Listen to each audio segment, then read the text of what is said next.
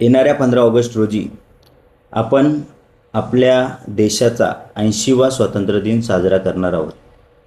या 80व्या स्वातंत्र्य दिनानिमित्त आम्हाला काय भेटलं? तर या देशामध्ये 1 लाखाहून जास्त सरकारी शाळा बंद झालेल्या आहेत.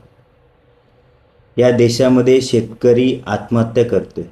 या देशामध्ये चांगलं शिक्षण मिळावं म्हणून विद्यार्थी गोळ्या खातोय.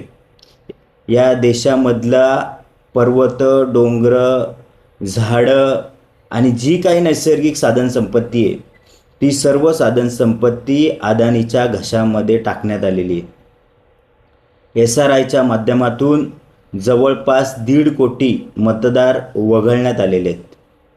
या देशामध्ये उद्योगपतींना 9 लाख कोटींचं कर्ज माफ करण्यात आलेलं आहे. 9 लाख कोटी राईट ऑफ करण्यात आलेले आहेत. आज ज्यांनी आरक्षण हटाओ आंदोलनाचं एक भूत आणलेलं आहे, त्यांनी खरं तर आपला स्वतःचा मारेकरी नक्की कोण आहे हे त्यांनी ओळखायला शिकलं पाहिजे. कारण की तुमचा मारेकरी हा दुसरा तिसरा कोण नसून सरकार हे तुमचं मारेकरी आहे. जर सरकारने हेच 9 लाख कोटी शिक्षणामध्ये गुंतवले असते तर आज प्रत्येक पालकाच्या मुलाला, विद्यार्थ्याला कमी पैशामध्ये चांगलं शिक्षण भेटलं असतं.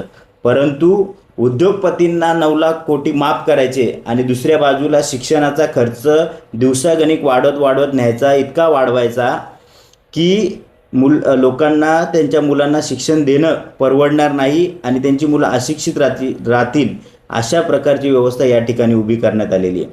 लोकांना शिक्षणापासून वंचित ठेवायचं आणि त्यांना जात आणि धर्म आणि इतर नको त्या गोष्टींकडे वळवायचं आणि त्यांना आपलं गुलाम बनवायचं.